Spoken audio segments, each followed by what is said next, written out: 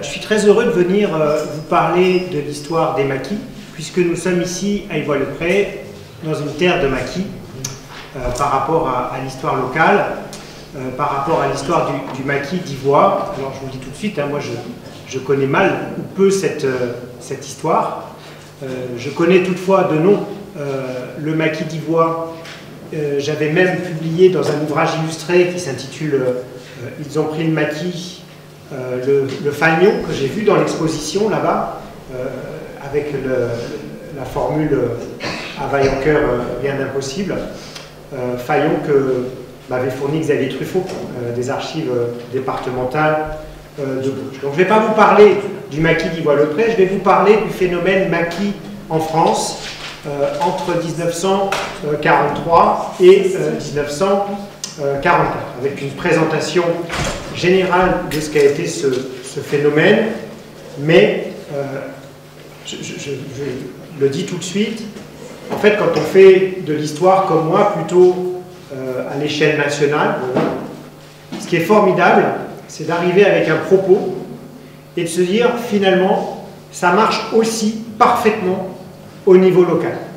Et vous allez voir que tout ce que je vais vous dire, eh bien, ça peut quasiment être appliqué à l'histoire du maquis d'Ivoire-le-Pré, notamment les grandes phases chronologiques.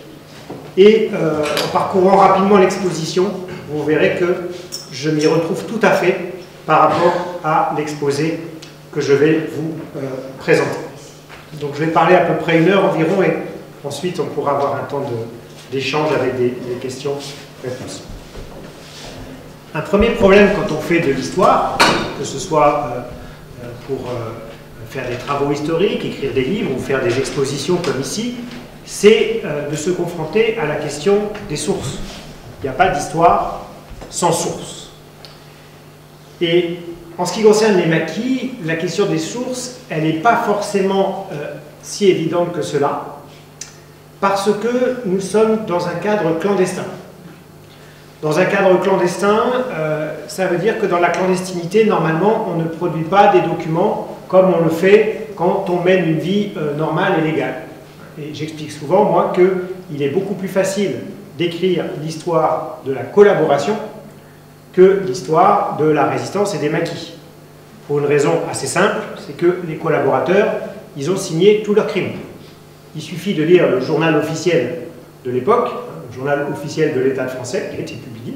Il suffit de lire la presse officielle de l'époque pour comprendre ce qu'était la collaboration et jusqu'où ça a pu aller. Vous voyez, quand on travaille sur la résistance, c'est forcément beaucoup plus compliqué. Nous sommes dans le cadre de l'armée des ombres et les résistants ne tenaient pas, vous voyez, des registres administratifs. On ne faisait pas forcément des listes de noms avec l'ensemble des noms des organisations, etc. Pour une raison simple, c'est que tout document, s'il venait à tomber dans les mains ennemies, ça lui fournissait des renseignements, des indications. Donc, nous sommes effectivement dans un univers particulier. Ça ne veut pas dire qu'il n'y a pas de documents. Fort heureusement, ça permet quand même d'écrire l'histoire et de la résistance et des maquis. Premier type de documents, ce sont bien sûr les témoignages. Tous ceux qui ont eu un engagement dans la résistance, dans un maquis, ont souvent cherché après la guerre, alors à des époques parfois différentes, il y en a qui parlent tout de suite, il y en a qui vont plutôt parler au soir de leur vie, mais en général ce sont des gens qui ont voulu laisser un témoignage sur ce qu'a été leur expérience dans la résistance, leur expérience dans les maquis. Si vous allez aux Archives nationales à Paris, il y a un fonds qui s'appelle le fonds 72 AGI. Ce sont les archives du comité d'histoire de la Deuxième Guerre mondiale. Ce comité d'histoire, dès la fin de la guerre, dès 1945, a recueilli les témoignages en organisant des entretiens des membres de la résistance, que ce soit au niveau national ou au niveau local.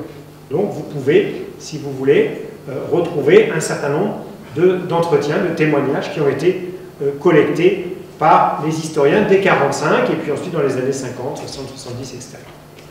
Vous avez aussi des résistants, bien sûr, qui ont publié leurs témoignages. Je vous ai mis là un livre, moi, qui m'a beaucoup servi, 4 ans de lutte sur le sol limousin, Georges Guingouin. Georges Guingouin était le chef des maquis en Haute-Vienne, il était surnommé le préfet du maquis, et dans les années 70, il a publié un ouvrage pour raconter son action, son expérience. Maintenant, vous le savez, quand on fait de l'histoire, les témoignages sont importants, mais il faut aussi toujours s'en méfier un petit peu, parce que les témoignages relèvent plus de ce qu'on appelle la mémoire que de l'histoire. Et on connaît tout ça, mais ce n'est pas propre à l'histoire. Hein. Si on raconte chacun, je ne sais pas moi, des souvenirs d'enfance, eh bien, on peut s'apercevoir que ces souvenirs ne sont pas forcément partagés de la même façon. Vous voyez, au sein de la famille, par exemple. Pourquoi? Parce que la mémoire, elle est sélective. Elle est sélective. On retient des choses, on en oublie d'autres. L'histoire, elle doit être scientifique. Il faut essayer de restituer les choses telles qu'elles étaient au moment donné. Donc, les témoignages, c'est bien, mais il faut pouvoir les confronter avec d'autres documents, avec d'autres sources. Et moi, je travaille beaucoup, notamment, sur ce qu'on appelle les archives de la répression. C'est-à-dire les rapports de police, les rapports de gendarmerie, les rapports des renseignements généraux que vous pouvez trouver aujourd'hui aux archives départementales dans la fameuse série W, archives du cabinet du préfet, parce que le préfet, c'est celui qui a la main sur l'ensemble des forces de l'ordre. Et à chaque fois qu'un maquis, par exemple, menait une action, et j'ai pu en voir un certain nombre d'exemples déjà dans l'exposition, ça laisse des traces. Si vous faites sauter une voie ferrée, si vous exécutez un collaborateur, tout ça laisse des traces et c'est consigné dans les rapports de police ou de gendarmerie. Et travailler sur ce genre de sources, c'est très important pour mettre des dates. Parce que bien souvent, après la guerre, on dira « ah oui, on a fait ça », mais parfois les résistants, ils ont oublié la date précise. Mais faire une action en juin 43 ou en juin 44, ça n'a pas forcément le même sens, vous voyez, la même signification. En juin 43, la perspective de la libération, elle est encore assez lointaine.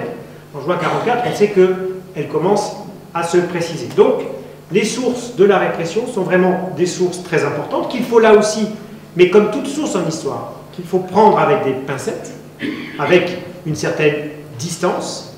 Pourquoi? Parce que ce sont des sources produites par les acteurs de Vichy. Donc, qui vont véhiculer la vision qu'ils ont de la résistance. Si vous lisez un rapport de police sur la résistance, il n'est jamais question de résistants ou de patriotes. Il est question de terroristes, de bandits, de criminels. Donc il faut bien sûr ne pas prendre cela au premier degré et savoir prendre du recul. Et puis, il y a un troisième type de source, ce sont les photographies.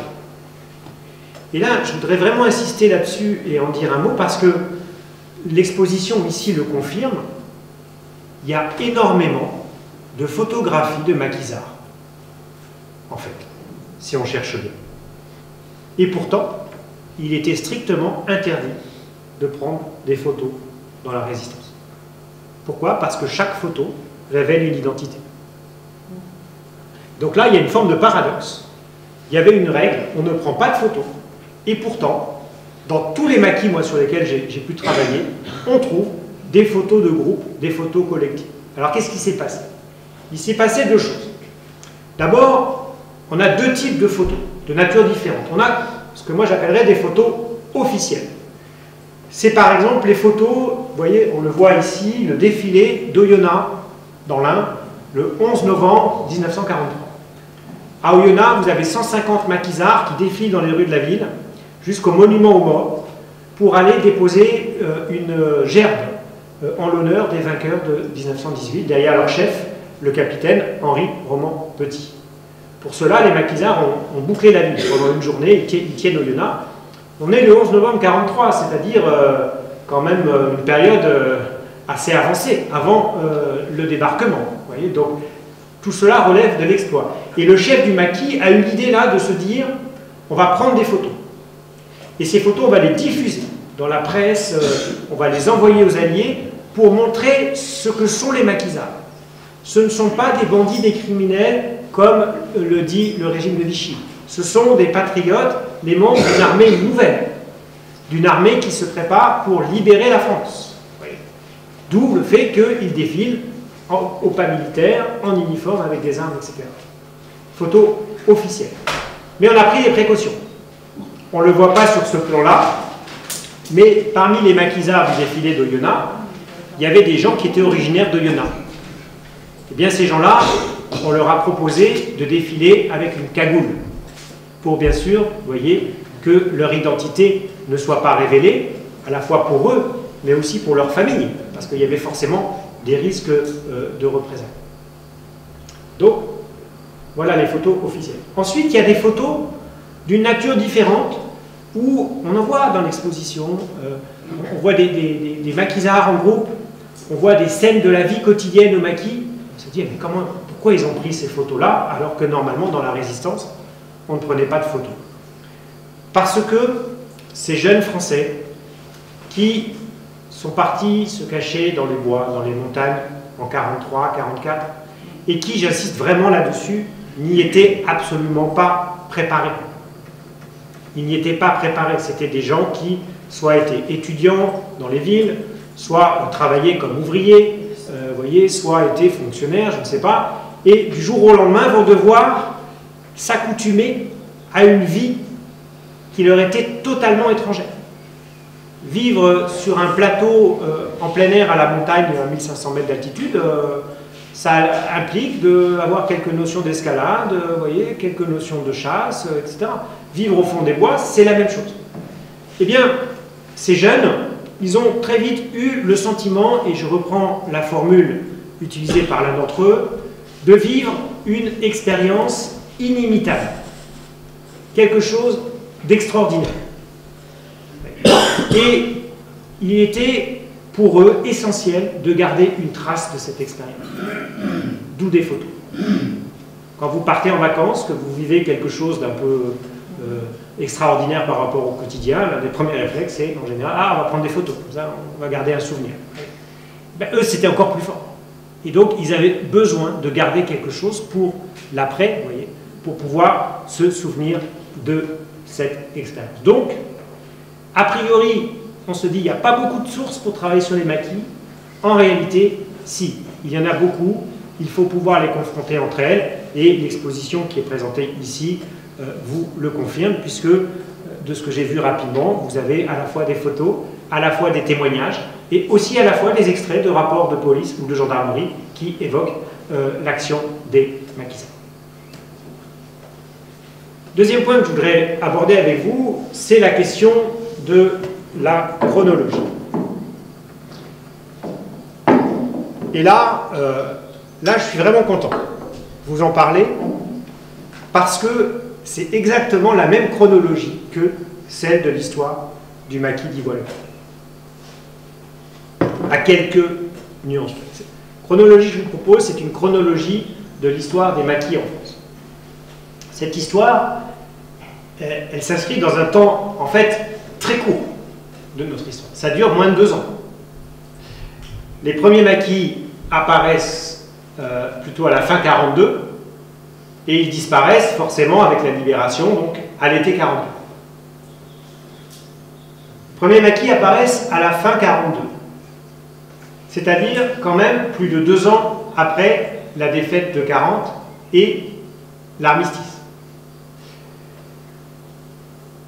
Le phénomène maquis n'est pas un phénomène propre à l'histoire de France, puisque vous trouvez des maquis dans d'autres pays, en Italie, en Yougoslavie, en Grèce, en Ukraine. Tous ces territoires ont connu ce qu'on appelle le phénomène partisan. Mais la France a une spécificité, c'est que ce phénomène partisan apparaît finalement très tard, au regard de la chronologie de la Seconde Guerre mondiale. Si vous travaillez sur la Grèce ou la Yougoslavie, vous verrez que la naissance des maquis dans ces pays, elle suit immédiatement la défaite des armées régulières. Les armées régulières grecques et yougoslaves capitulent à la fin du printemps 41. Ces deux pays ont été attaqués par la Wehrmacht, alors que l'Italie n'arrivait pas à occuper la Grèce et la Yougoslavie. Donc, capitulation à la fin du printemps 41, et dès l'été 41, vous avez des groupes de partisans qui se constituent dans les montagnes, les partisans de Tito, de Mihailovic en Yougoslavie, ou ceux que l'on appellera les membres de l'ELAS, l'armée démocratique en Grèce. Donc, les maquis apparaissent immédiatement après la défaite. En France, pas du tout. En France, il faut attendre 2 ans. Pourquoi? Parce que un certain nombre de facteurs vont faire que on n'a pas pensé en France la possibilité de poursuivre la lutte armée après la défaite des armées régulières en mai-juin 40. D'abord parce que la défaite de mai-juin 40, elle est totalement inattendue. Personne n'y avait pensé.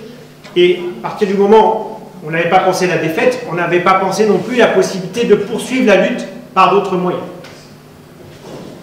Ensuite, cette défaite, elle est si brutale que beaucoup de militaires, par exemple, et le premier d'entre eux, c'est bien sûr le maréchal Pétain, se disent qu'il n'y a rien à faire.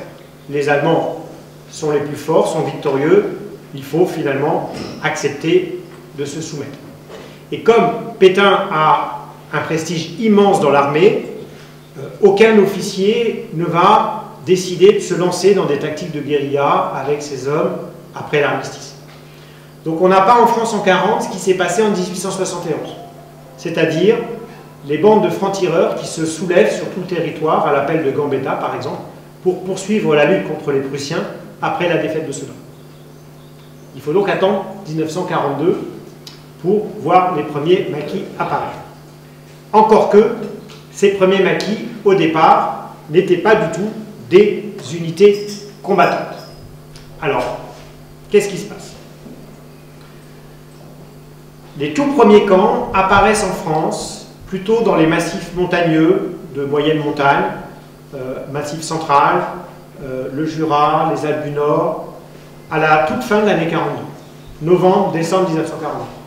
Les exemples les plus connus, la ferme d'Ambel dans le Vercors, où une cinquantaine de personnes commencent à se cacher en décembre 1942, et la ferme d'Ambel va devenir le camp numéro 1 du Vercors.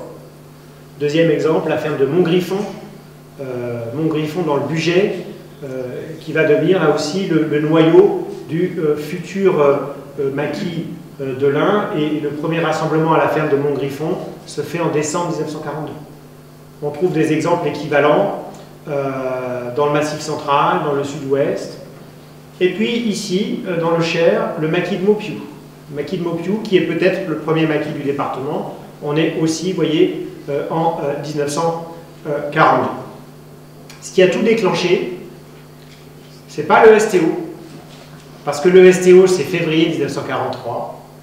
Ce qui a tout déclenché, c'est une loi que tout le monde a oubliée, et qui est pourtant fondamentale, la loi du 4 septembre 1942 sur les réquisitions de la main-d'œuvre sur critères professionnels. En fait, Pierre Laval est revenu au pouvoir en avril 1942. Il annonce la fameuse politique de la relève, basée sur le volontariat, donc avec des ouvriers qui doivent partir travailler volontaires en Allemagne pour permettre le retour de prisonniers de guerre. Mais ça ne marche pas du tout, parce qu'il y a très peu de volontaires. Et donc le 4 septembre 1942, sous la pression des Allemands, le régime de Vichy adopte une loi pour réquisitionner des ouvriers sur critères professionnels. Les Allemands demandent par exemple des ajusteurs, des mécaniciens, et bien, on va aller les réquisitionner dans les entreprises. À partir de là, un certain nombre d'ouvriers, notamment des ouvriers spécialisés, se sentent directement menacés, notamment dans les vallées industrielles de la zone sud. Je pense par exemple à la vallée de l'Arve, vous voyez, avec l'industrie de l'horlogerie, l'industrie de la métallurgie, Salange, Cluse. Bon. Et là, on a beaucoup d'ouvriers spécialisés. Pareil dans le Jura, vous voyez, autour de Moret par exemple, avec l'horlogerie. Beaucoup d'ouvriers spécialisés. Eh bien, ces ouvriers se sentent menacés d'une possible réquisition, et qu'est-ce qu'ils font? Ils vont se cacher dans les montagnes les plus proches. Donc c'est les massifs jurassiens, c'est le massif du Chablais ou le Maule près de Bonneville dans les Alpes, et ils vont se cacher en se disant on va bien voir ce qui se passe. Et ils se cachent par petits groupes dans des fermes. C'est comme ça que naissent les premiers camps, les premiers maquis en France au cours de l'hiver 42-43. Évidemment, deuxième moment, le printemps 43. la loi de février 43 sur le STO va accélérer le phénomène. Parce que là, le STO concerne tous les jeunes Français nés entre 1920 et 1922. Qu'ils soient étudiants, ouvriers, agriculteurs, etc. Tous les jeunes Français doivent partir travailler en Allemagne. Et donc ça va augmenter, accélérer ce qu'on appelle le phénomène des réfractaires, encouragé bien sûr par la résistance. Vous avez là un tract, par exemple, que j'ai mis, vous voyez, c'est un tract rédigé par les mouvements de résistance de Jeunes Sud. Ce tract est intitulé « La jeunesse de France répond merde ». Répond merde au STO. Et donc on encourage les jeunes à ne pas partir travailler en Allemagne et à devenir réfractaires. Jusque-là, les camps, vous voyez, sont des camps plutôt refuges. Regardez les photos d'ailleurs, j'ai mises. On voit qu'on a des gens qui sont habillés en civil. Il n'y a pas d'armes, il n'y a pas d'encadrement. Il n'est pas question de maquis de combat.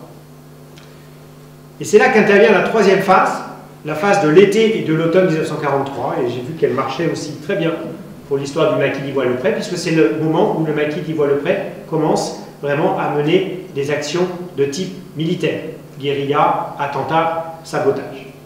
Parce que là, on a une mutation du phénomène maquis.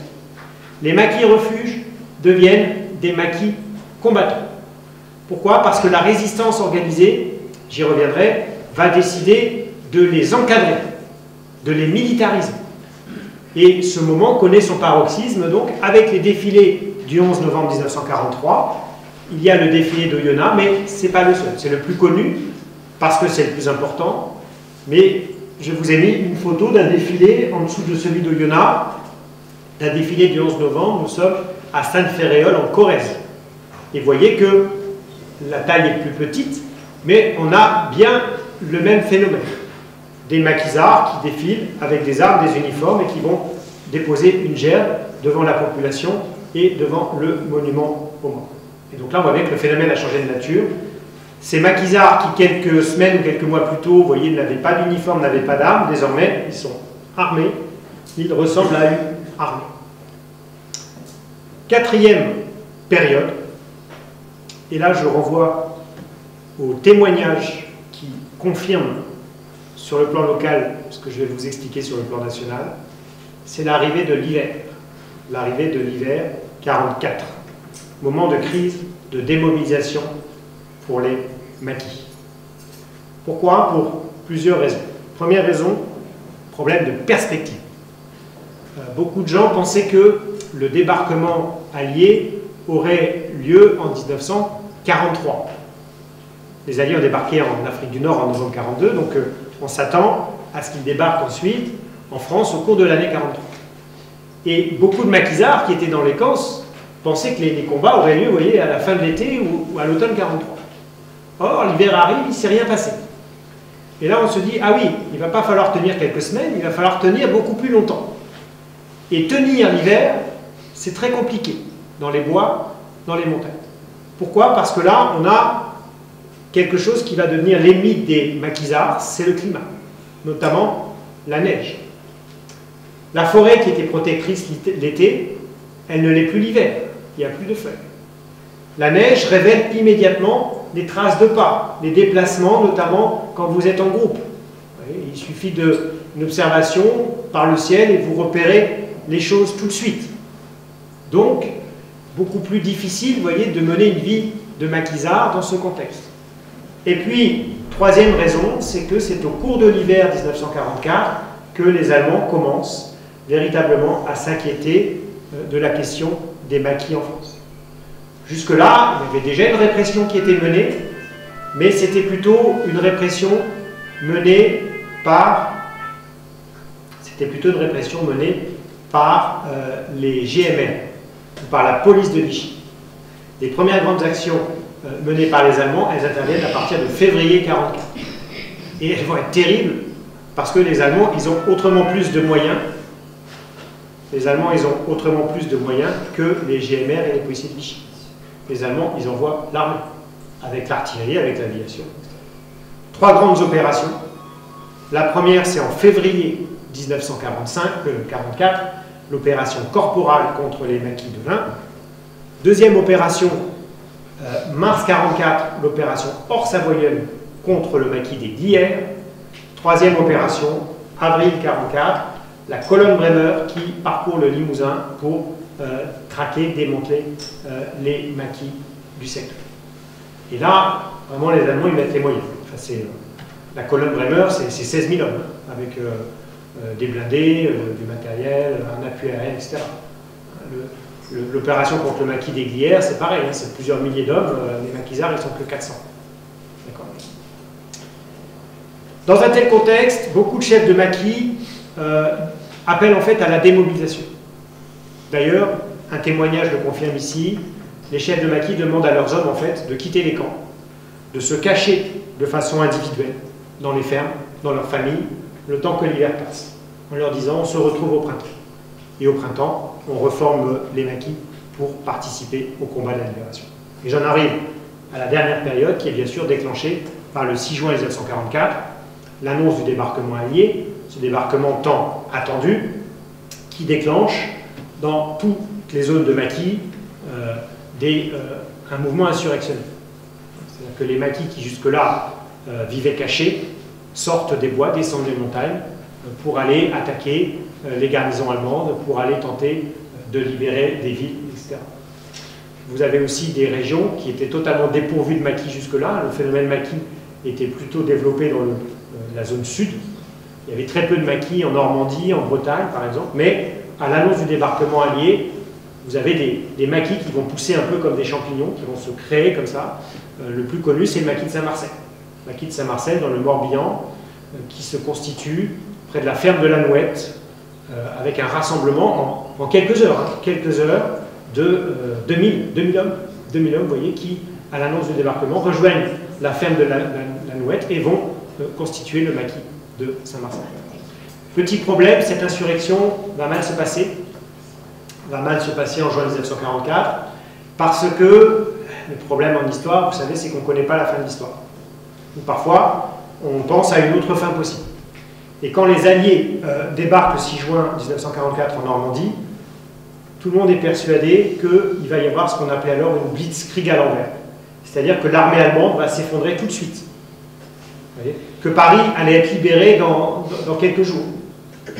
Ce n'est pas du tout ce qui se passe. C'est pas du tout ce qui se passe, puisque l'armée allemande résiste beaucoup mieux que prévu lors de la bataille de Normandie. Il faut attendre fin juillet, début août, avec la percée d'Avranches, pour que les Alliés obtiennent un avantage décisif. Et ça va permettre aux Allemands de reprendre partout à l'intérieur du pays le contrôle de la situation. Tous les grands maquis mobilisateurs qui avaient tenté de déclencher des insurrections vont être matés. Saint-Marcel dans le Morbihan, le Mont-Mouchet dans le Cantal, le Vercors dans les Alpes, le maquis de l'Ain. Tous ces maquis sont attaqués et démantelés. Avec des conséquences souvent terribles pour les civils, puisque les Allemands ont tendance à considérer que les civils sont aussi responsables que les maquisards de la présence des maquis. Et c'est dans ce contexte qu'interviennent les massacres les plus terribles de la période. Au Radour-sur-Glane, 643 victimes, le 10 juin 1944, Tulle le 9 juin, les pendus de Tulle, 99 pendus, Vassieux en Vercors, 21-22 juillet 1944, 72 victimes.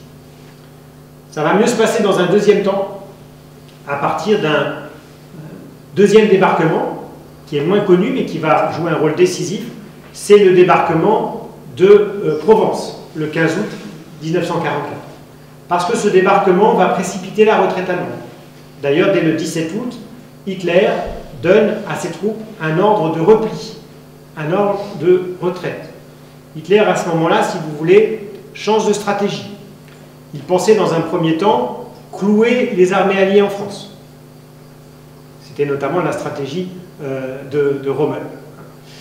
À partir du moment où les Alliés réussissent à débarquer en Provence et commencent à remonter le long de la vallée du Rhône, Hitler se dit que la bataille décisive, elle n'aura plus lieu en France, elle aura lieu sur le Rhin.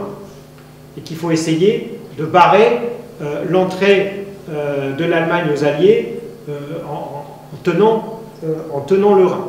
d'où la volonté de replier l'ensemble des forces allemandes stationnées en France vers le Rhin, vers la Lune.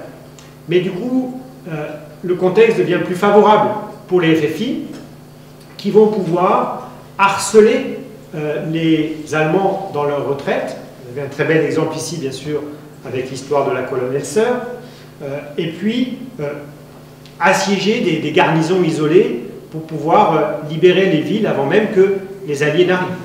C'est ainsi que un certain nombre de régions, notamment tout le sud-ouest de la France, va être quasiment totalement libéré par les seules forces FFI. Brive le 15 août, Limoges le 21 août. Et puis cette histoire se termine donc en septembre avec ce qu'on va appeler l'amalgame, c'est-à-dire ce moment particulier au cours duquel on va intégrer les maquisards dans la nouvelle armée française, la nouvelle armée régulière dirigée par le général de Lattre de Tassigny, qui va prendre au cours de l'automne le nom de première armée française et qui va aller mener la guerre de l'autre côté du Rhin. Vous avez aussi un certain nombre de maquisards qui sont intégrés dans ce qu'on appelle les forces françaises de l'Ouest pour aller combattre le long des poches de l'Atlantique, puisque les Allemands, jusqu'à la fin de la guerre, vont continuer de tenir un certain nombre de ports qui avaient été érigés par les Allemands en festin. Donc c'est ainsi que prend fin l'histoire des maquis, pas forcément celle des maquisards, puisqu'ensuite ces maquisards, bien sûr, vont chercher à se réintégrer à la société. Ce ne sera pas toujours facile, puisqu'ils ont vécu parfois un petit peu comme des marginaux pendant plusieurs mois, voire plus d'une année. Ça a pu leur coûter aussi parfois cher, puisque partir au maquis, ça veut dire aussi, par exemple, arrêter des études, qu'il faudra peut-être reprendre, mais en attendant l'envie, ce n'est pas forcément si simple.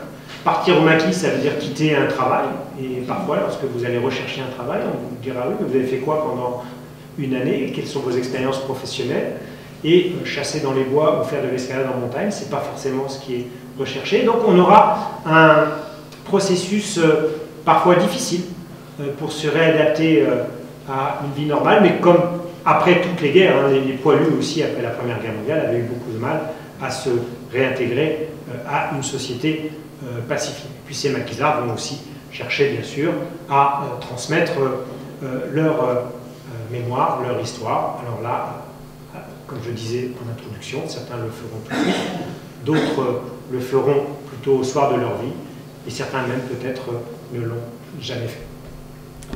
Voilà pour le cadre général. Je voudrais maintenant revenir avec vous sur quelques thématiques particulières qui correspondent aussi à des idées reçues que l'on peut avoir sur l'histoire des maquis, idées reçues que vous pouvez trouver, y compris dans des ouvrages de synthèse ou des manuels d'histoire.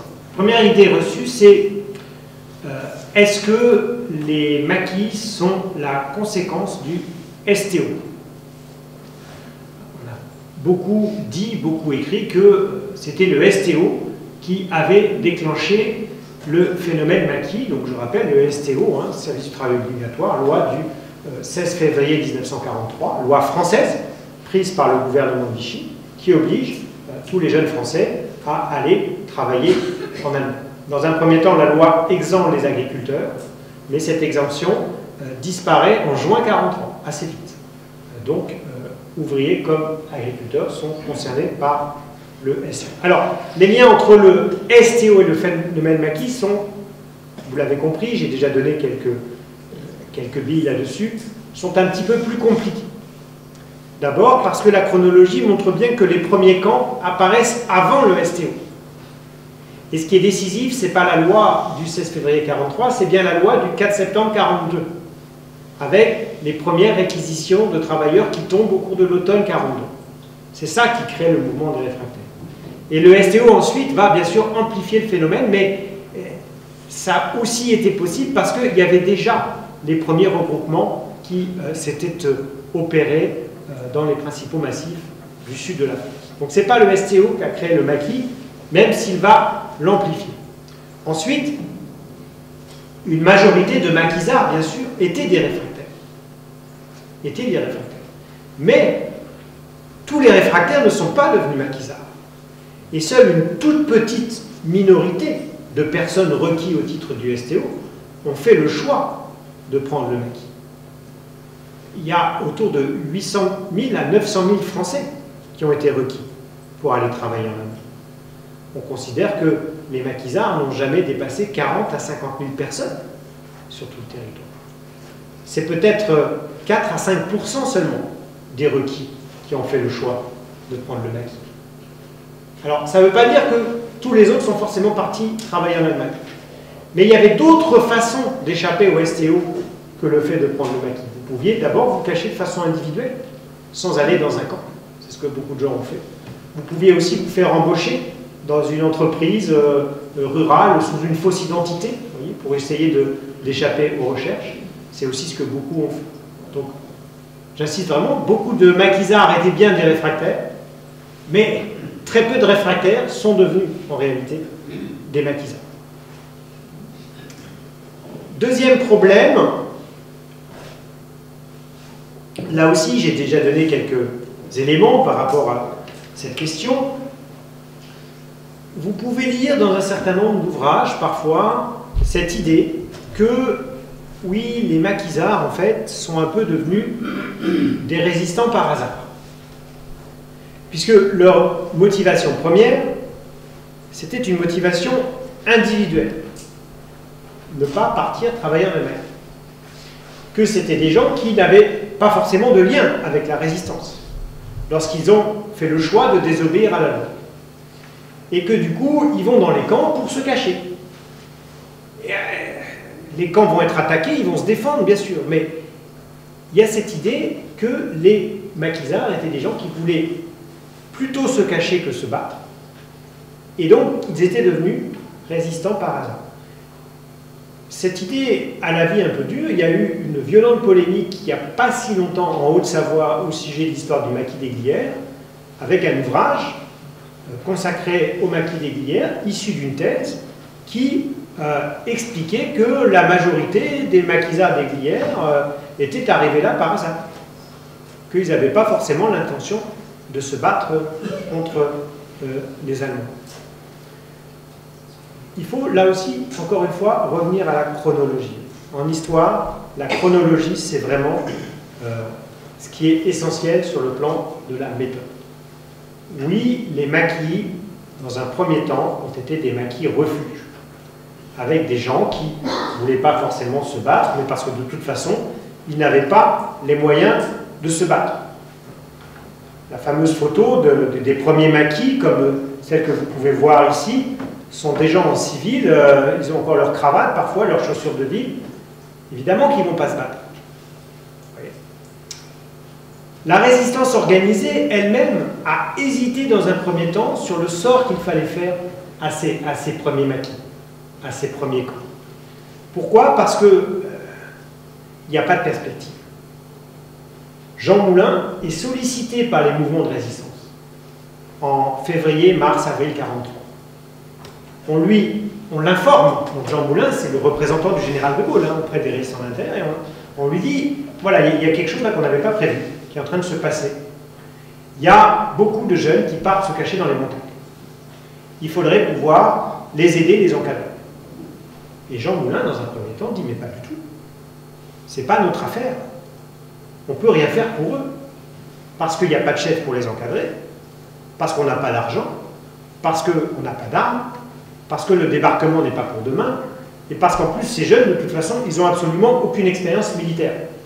Le régime de Vichy a supprimé le service militaire obligatoire, ce qui fait que les jeunes des générations 1920-22, celles du STO, sont les premières générations, depuis l'instauration du service obligatoire au début de la Troisième République, qui n'ont jamais tenu une arme de leur vie. Donc la résistance organisée refuse dans un premier temps de s'occuper des maquis, mais le phénomène ne cesse de prendre de l'ampleur.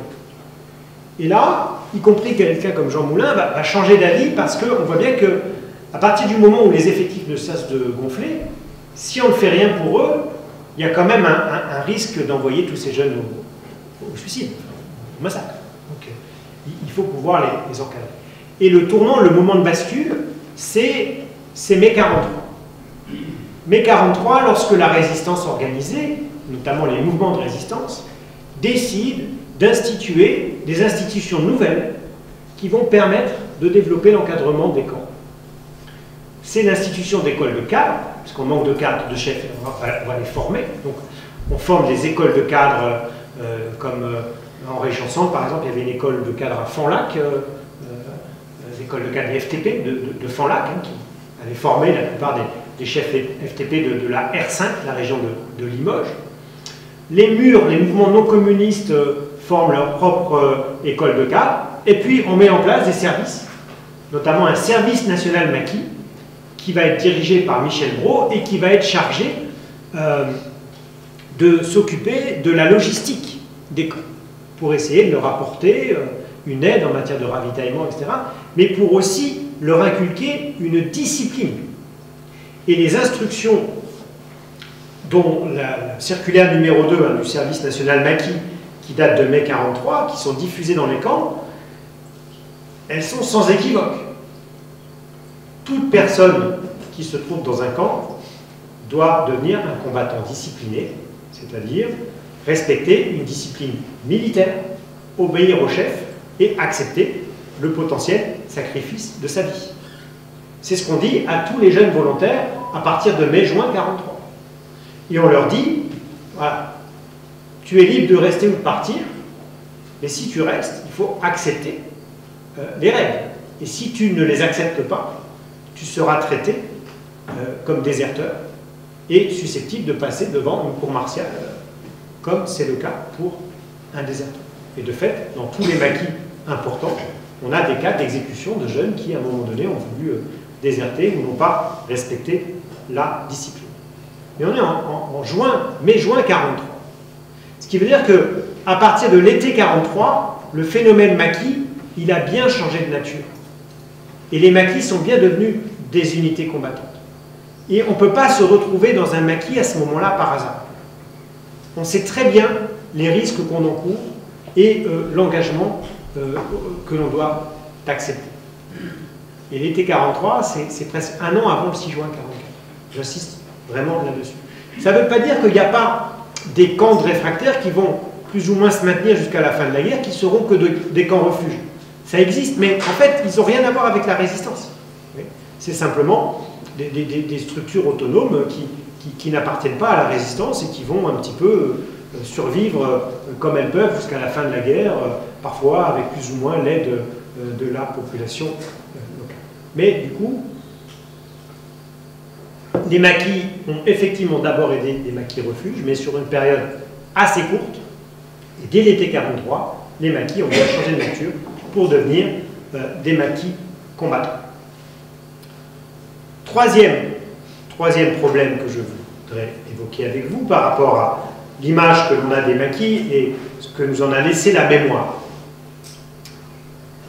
En fait, le problème, c'est que notre mémoire collective, quand on parle des maquis en France, vous pouvez faire le test avec des manuels scolaires, j'ouvre un manuel scolaire, vous verrez que les deux maquis que l'on cite le plus, ce sont le maquis des Glières en Haute-Savoie et le maquis du Vercors, dans le Vercors, sur le plateau qui domine Grenoble. Or, ces deux maquis ne sont pas des maquis, en fait. Ne sont pas des maquis parce qu'ils ne correspondent pas à ce qu'a été le maquis en France. Le service national maquis, dans son instruction numéro 2, disait la chose suivante. Il faut éviter de rassembler 500 personnes sur un même site et préférer faire 50 sites avec 10 personnes. C'est-à-dire le maquis ne doit pas être sédentaire, ne doit pas être fixe, ne doit pas être un maquis mobilisateur. Le maquis, c'est quelque chose pour mener de la guérilla avec des petites équipes de quelques dizaines de personnes tout au plus, et ces petites équipes doivent être mobiles. Je vous ai mis par exemple une carte du maquis Guingouin sur lequel j'ai travaillé, avec la dissémination, vous voyez, des groupes, quasiment à l'échelle de 3 départements, Haute-Vienne, Creuse et Corrèze. Et ces groupes, ils changent d'emplacement tous les mois. Et chaque groupe ne dépasse pas une douzaine de personnes. C'est très différent, vous voyez, du Vercors et des Glières. Pourquoi? Parce qu'au Vercors et au Glières, en fait, on a voulu refaire l'armée. On a concentré au Glières 500 hommes sous le commandement du lieutenant Morel sur un plateau à 1500 mètres d'altitude pour tenir un camp fixe. Au Vercors, 4000 hommes le 6 juin. Pareil, qui sont sur un site fixe. Mais évidemment, ces deux camps ont été totalement ensuite laminés par l'armée allemande, parce que les maquisards n'avaient pas les moyens militaires d'affronter une armée bien équipée, avec des combattants d'expérience, etc. Et ces deux exemples, vous voyez, de maquis, qu'on a retenus, sont le contraire de ce que devait être le maquis. Le maquis, c'est une structure mobile, vous voyez, qui mise sur la dispersion, qui multiplie les actions à la façon de la tactique, hein, pour reprendre l'expression des FTP, de la boule de mercure, qui explose en plein de petites boules, vous voyez.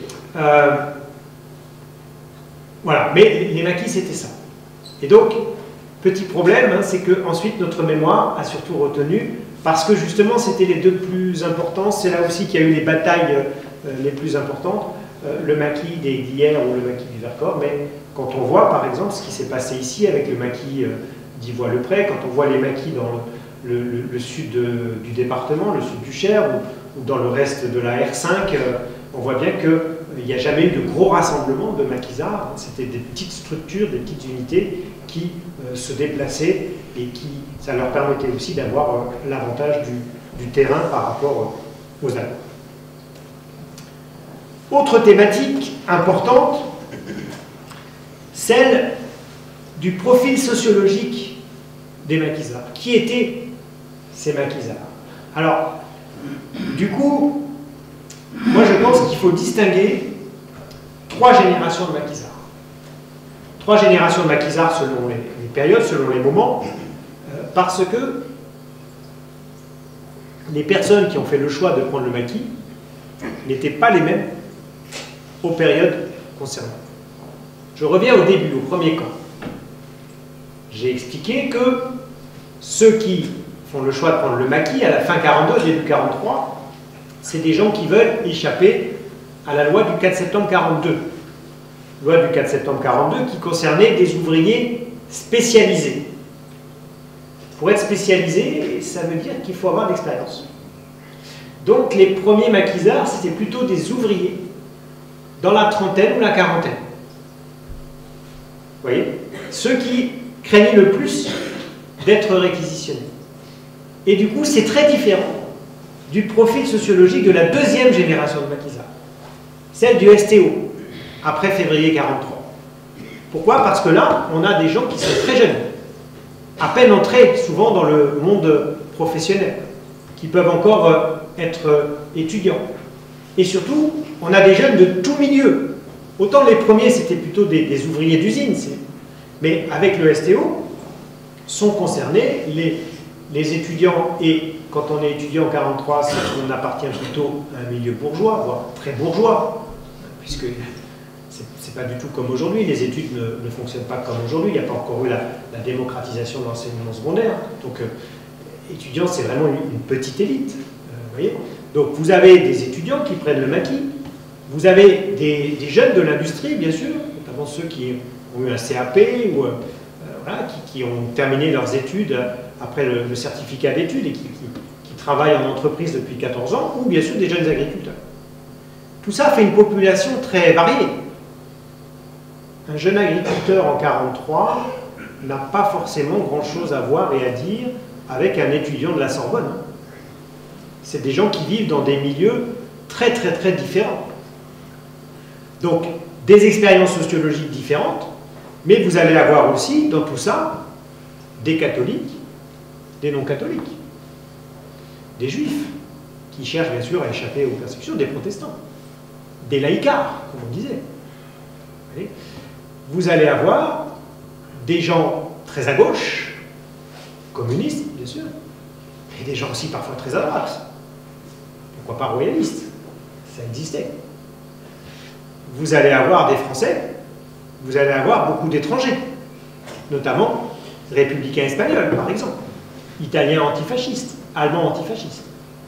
Et là, le maquis va un petit peu jouer les mêmes effets que ce qu'a pu être la tranchée, alors même si les historiens nuancent un peu cela aujourd'hui, mais que ce qu'a été la tranchée en 14-18, c'est-à-dire qu'il y a une sorte d'amalgame qui va s'opérer, si vous voulez, entre des gens d'horizons et de nature très différentes. Moi, j'ai une anecdote qui me fascine, c'est ce qui s'est passé au Glières, où 56 républicains espagnols rejoignent le maquis pour se placer sous les ordres de Tom Morel à la fin février 1944. Et Tom Morel est un officier d'active, il a à ses côtés plusieurs jeunes officiers, dont un qui s'appelle Lalande, l'officier Lalande, ancien du 27e BCA, bataillon des chasseurs alpins à Annecy. Et beaucoup de ces officiers étaient très à droite. Très à droite, certains même avaient servi l'armée d'armistice. Et beaucoup de ces officiers, lorsque la guerre civile a éclaté en Espagne, étaient des gens qui honnissaient les républicains espagnols, les accusaient de tous les maux, et soutenaient Franco et l'armée espagnole. Et le lieutenant Lalande, lorsqu'on lui annonce qu'il y a 56 républicains espagnols qui arrivent au maquis, lui, il pense que c'est des guérilleros comme l'avait véhiculé la propagande franquiste. Donc ils se sont dit, ah, mais ils vont venir nous tuer sous nos tentes la nuit pour nous voler nos affaires. Voilà. Et donc il se dit, je vais dormir avec mon arme sous mon oreiller, vous voyez, au cas où. Donc on voit qu'il y a au départ, initialement, une méfiance terrible qui s'installe entre cet officier très à droite, très catholique, et les Espagnols qui arrivent au maquis. Et puis, au contact des uns et des autres, on apprend à se connaître. Il y a les veillées le soir qui jouent beaucoup, parce que ça permet aussi de faire connaître les Espagnols, leur culture, leurs chansons, etc. Et le lieutenant Lalande va totalement changer d'avis sur les républicains espagnols en quelques semaines, et il va devenir l'un de leurs plus... un camarade, tout simplement, un défenseur de la cause de la République espagnole. Vous voyez, cet exemple, moi, je le trouve très beau parce qu'il montre bien ce qu'a été le maquis aussi, une forme d'amalgame. Je pourrais aussi vous raconter des anecdotes sur ce qui se passe dans certains maquis pour fêter, par exemple, la nouvelle année, le 1er janvier 1944, où en fait, on va à la fois faire la messe de minuit et chanter l'international. Des choses qui, en soi, sont totalement incompatibles, mais qui, dans le maquis, devenaient possibles. Voilà quelques exemples. Et puis, troisième génération, c'est la mobilisation de juin 1944, puisque, à l'annonce du débarquement allié, on va voir arriver dans les camps deux catégories de personnes qui, jusque-là, étaient très peu présentes dans les maquis. Première catégorie, les gens très jeunes, c'est-à-dire moins de 21 ans, moins de 20 ans. Donc des jeunes de 17-18 ans qui veulent s'engager pour se battre en faveur de la libération de leur pays. Avant le 6 juin, on les refuse en fait. On les refuse dans les camps, parce que de toute façon, on manque de tout. Donc on ne peut pas non plus accueillir trop de volontaires, et on considère qu'il y a quand même une limite. Voilà, on ne peut pas prendre des gens trop jeunes. Si vous connaissez le film Lacombe Lucien, ce film débute d'ailleurs sur cette scène. Au départ, Lacombe Lucien veut rejoindre un maquis, mais il est trop jeune, il est refusé au maquis. La milice va l'engager. Après le 6 juin, on se dit qu'on a besoin de tout le monde. On a besoin de tout le monde, donc les jeunes qui viennent, on les embarque également dans les camps pour participer à l'insurrection. Et vous avez, deuxième catégorie, des personnes aussi âgées. Âgées, c'est-à-dire des anciens combattants de 14-18. Qui pouvaient avoir 40, 50 ans, qui veulent faire part de leur expérience combattante, veulent jouer un rôle pour la libération et qui vont, là aussi, c'était souvent ce qu'on appelait dans la résistance des légaux, c'est-à-dire des gens qui soutenaient la résistance, mais qui avaient gardé une couverture légale, et qui vont faire le choix de rejoindre les camps pour participer au combat de la libération. Mais du coup, vous voyez là aussi que ça change considérablement la sociologie des maquis.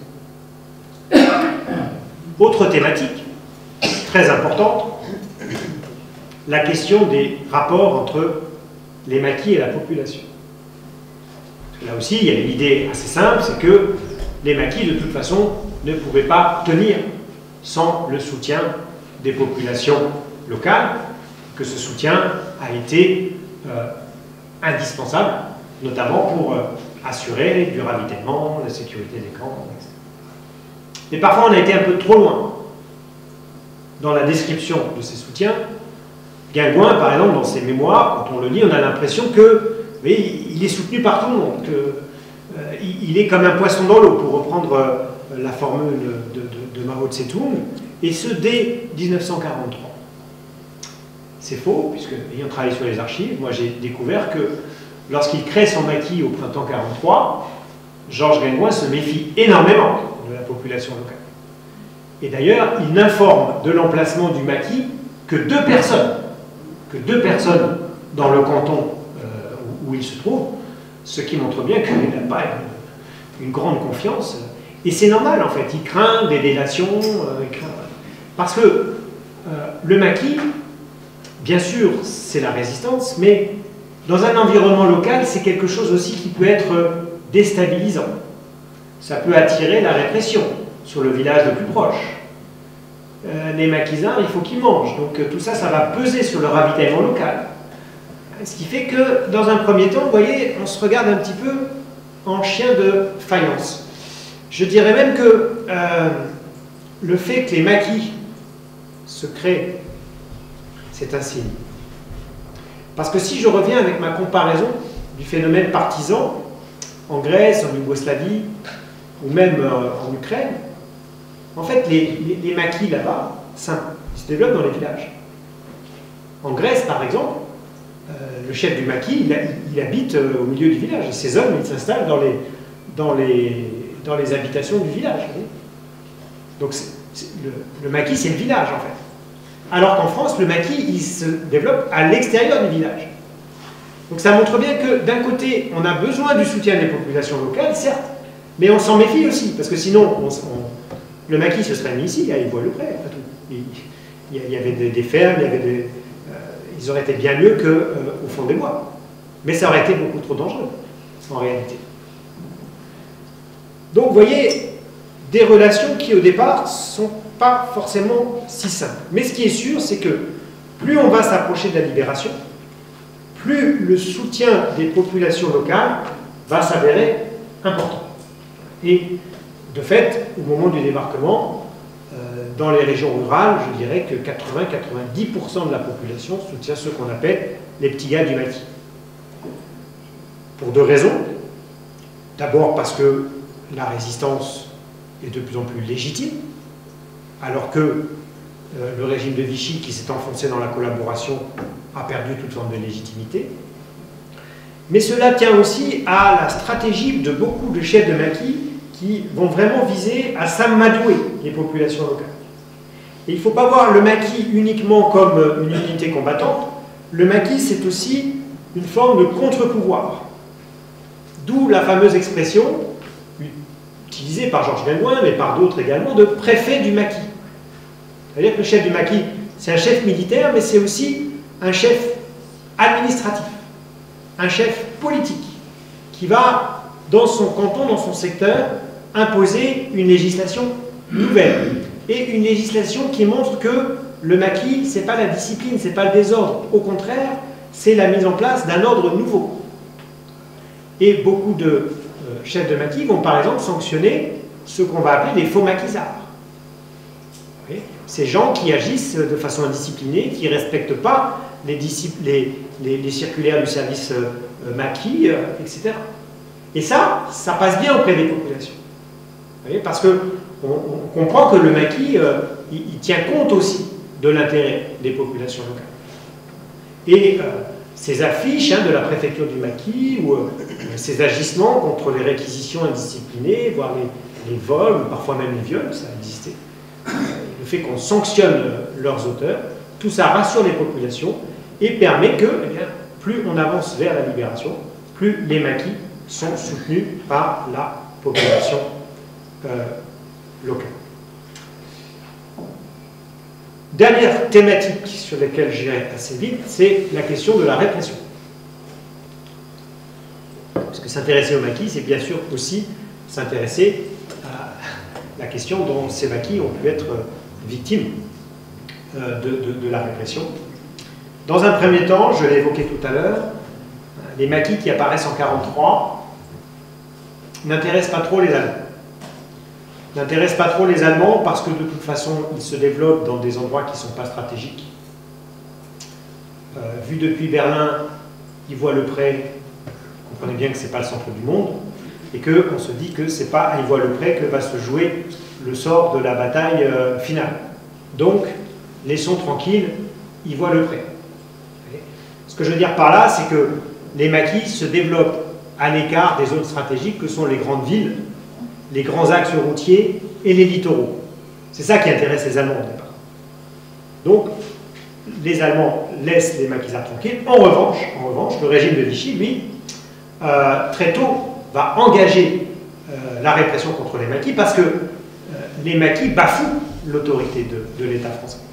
Notamment le fait que ces maquis accueillent des réfractaires qui désobéissent à une loi française, c'est une façon, vous voyez, de s'attaquer aussi directement à la légitimité du régime de Vichy. Donc Vichy va envoyer contre les maquis, d'abord un petit peu les brigades de gendarmerie locales, les brigades de police, mais tout ça c'est quand même très peu. Dans un canton, les gendarmes ils sont 10, avec quelques mousquetons. Donc parfois, les maquisards ils sont plus nombreux et mieux armés. Donc entre les brigades de gendarmerie et les gendarmes, vous avez souvent une sorte de modus vivendi qui se met en place. Il y a des rencontres opérées entre les chefs de brigade de gendarmerie et les chefs de maquis. On se dit, bon écoutez, on a bien compris qu'il faut que vous fassiez votre devoir, vous gendarmes, mais ce qu'on va faire, c'est que vous nous prévenez à l'avance quand vous faites une patrouille, et puis on ne sera pas là. Vous voyez, faisons en sorte que quand vous patrouillez, vous n'ayez pas l'arme au poing, mais l'arme qui pend sur votre bicyclette, pour éviter des fusillades inutiles. On voit ça dans beaucoup de secteurs. Donc comme on ne peut pas s'appuyer vraiment sur les forces locales, le régime de Vichy va mobiliser les groupes mobiles de réserve, GM. Une sorte de police d'élite instituée et développée notamment par René Bousquet à partir de 1942. Sauf que les GMR, au départ, leur fonction, c'était d'agir en milieu urbain. Parce qu'avant l'apparition des maquis, ce que craignait beaucoup Vichy, c'était plutôt une insurrection ou des actions dans les villes, par rapport notamment à la résistance communiste, au FTP. Vous savez que pour des communistes, enclencher une insurrection, ça ne se fait pas à la campagne normalement. Ça se fait dans une ville pour pouvoir prendre les leviers de commandement, pour pouvoir s'emparer des médias, s'emparer des centres de commandement tout de suite, pour pouvoir prendre le palais d'hiver comme en octobre 1917. D'ailleurs, quelques chefs de maquis FTP comme Georges Grégoin se feront un petit peu taper sur les doigts au départ pour vouloir faire l'insurrection dans les campagnes. Donc les GMR, eux, c'était au départ une force d'intervention pour lutter contre notamment les FTP dans les villes. N'oublions pas effectivement que si vous prenez l'année 43, bien sûr il y a des sortes de maquis, mais les actions les plus importantes, les FTP Moy, c'est pas à la campagne. Manouchian, c'est effectivement au cœur de Paris.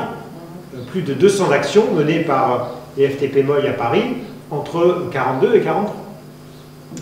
Mais du coup, Vichy comprend que finalement la lutte armée en 43 est un peu en train de basculer de la ville vers la campagne. Donc on mobilise les GMR. Et le problème, c'est que ces GMR, on va leur demander de mener des missions auxquelles ils n'étaient pas du tout préparés. Puisqu'ils sont un peu dans la même situation que les jeunes maquisards. On les avait formés à lutter en milieu urbain, et on va leur demander de gravir des massifs et de parcourir les forêts pour traquer des maquisards. Ce n'est pas exactement le même genre de mission, et ça ne demande pas non plus le même genre de matériel. Ce qui fait que les premières actions de GMR vont porter certains coups aux maquis à l'été 43, mais pas si terribles que ça. Les coups les plus terribles en 43, ils sont portés par l'armée d'occupation italienne. Puisque n'oublions pas que tout le sud-est est occupé par l'Italie jusqu'à l'été 43. Et que, en Haute-Savoie, par exemple, les premiers maquis qui sont attaqués par les forces italiennes. Pourquoi? Parce qu'ils menacent la sécurité des Italiens. Tout change à partir de janvier-février 1944, à la suite notamment d'un décret adopté à Berlin, le décret Sperl, début février, qui demande d'intensifier en France la lutte contre les bandes. Bandenbekämpfung en allemand. Et là, les Allemands changent d'avis sur les maquis pour une raison très simple. c'est que Churchill a décidé d'intensifier les parachutages d'armes à destination des maquis en janvier 1944. Pourquoi? Parce que Churchill sait que le débarquement, c'est pour bientôt. Donc il faut commencer à armer la résistance française. Et là, forcément, pour les Allemands, les maquis qui n'étaient pas dangereux, s'ils ont désormais des armes qui sont encadrées et formées, ils peuvent devenir un vrai problème et ils peuvent obliger les troupes d'occupation allemande à lutter sur deux fronts le jour J, contre les Alliés sur les plages, contre les maquisards à l'intérieur du pays. D'où ces grandes opérations militaires qui sont mises en place à partir de février 1944, dont je parlais tout à l'heure. Le premier département ciblé, c'est l'Ain, opération corporale, c'est pas un hasard, c'est lié aux photos du défilé du 11 novembre 1943. Parce que ces photos aussi, les Français les ont vues, les Allemands les ont vues aussi. Donc ils ont bien compris que c'était peut-être dans l'Ain qu'il fallait frapper en premier, et puis ensuite ils frapperont en Haute-Savoie, parce que c'est en Haute-Savoie que s'est constitué le maquis le plus important sur un plan quantitatif en nombre d'hommes, avec le maquis d'Aiguillères, 456 hommes, en février-mars 1944, et puis ensuite le maquis d'Imousin, avec le passage de la colonne Brenner. Comme cela fait déjà une heure que je parle, je vais conclure sur, mais j'en ai déjà rapidement parlé, sur la libération et en quelques mots, le rôle des maquis dans la libération de la France, avec parfois une polémique qui a pu accompagner ce rôle. Est-ce que les maquis n'ont pas agi trop tôt, trop vite et de façon inconséquente en juin 1944, avec les conséquences que l'on connaît, Tulle, Oradour, Vasseur, Vercors, etc. C'est un débat qui a été très violent, notamment dans un contexte de guerre froide, à partir de 1947, puisque les gaullistes accuseront parfois, enfin souvent même, les communistes d'avoir cherché à prendre le pouvoir en juin 1944, en déclenchant une véritable insurrection et en se servant des maquis. Ce qui est faux, puisque en réalité, en juin 1944, sur le terrain, si vous regardez bien les choses, alors oui, peut-être à Tulle, c'était les FTP qui étaient à la commande, mais si vous regardez ce qui se passe à Guéret, à Aubusson, dans la Creuse, vous avez le même scénario qu'à Tulle, des maquis qui attaquent la préfecture le 7 et 8 juin, et c'est des maquis de l'armée secrète, commandés par le commandant Albert Fossé, qui est un officier plutôt à droite. Donc on voit bien que ce contexte insurrectionnel, vous voyez, tout le monde, en fait, veut le développer. Je rappelle aussi que le général de Gaulle en personne a appelé les Français à prendre les armes et à attaquer les Allemands partout où c'était possible, le soir du 6 juin 1944. Donc on voit bien que, vous voyez comment on refait l'histoire. Dans un contexte de guerre froide, on va réécrire l'histoire en disant non, en fait, les communistes voulaient prendre le pouvoir, on oublie en fait que les gaullistes ils font la même chose, et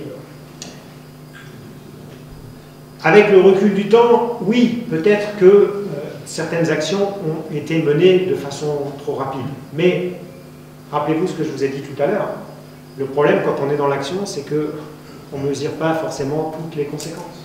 Moi j'ai beaucoup travaillé sur l'affaire de Tulle, donc les FTP de Tulle attaquent la ville les 7 et 8 juin. Au soir du 8 juin, ils entendent les chenilles de chars arriver. Et tout le monde se dit, c'est les Américains.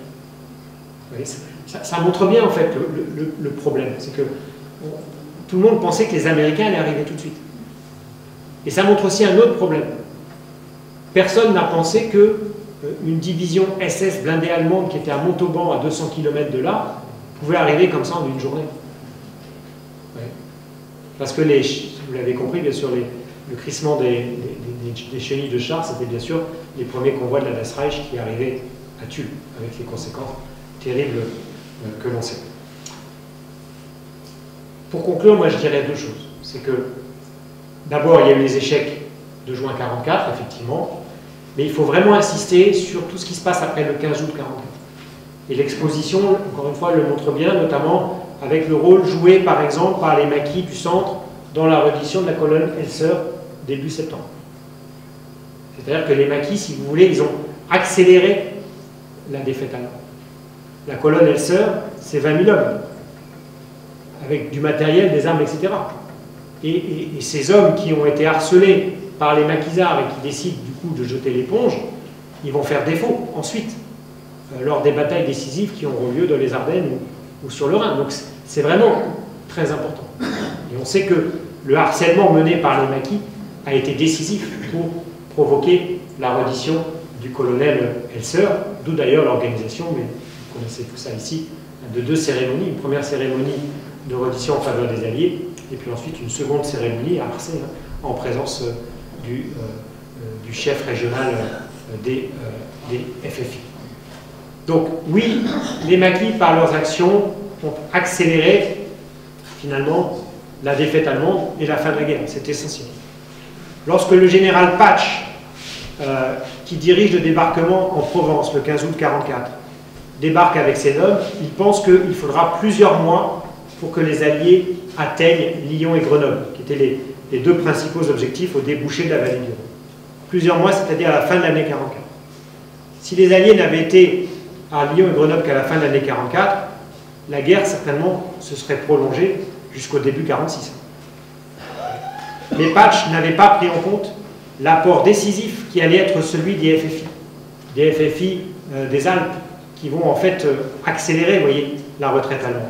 Et les Alliés seront à Grenoble fin août et à Lyon début septembre. Donc on voit bien là qu'il y a un effet d'accélération. Et puis surtout, en histoire, on s'intéresse aussi beaucoup à la symbolique, mais il y a un effet symbolique très fort, parce que même si les Glières, le Vercors, Saint-Marcel, le Montmouchet ont été des défaites, et des défaites terribles, mais ça a aussi permis à la résistance intérieure d'avoir ces batailles. Vous voyez, d'avoir ces batailles, ces moments symboliques.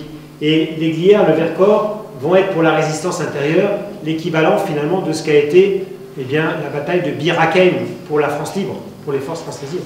Bir Hakeim, ce n'est pas une victoire, hein.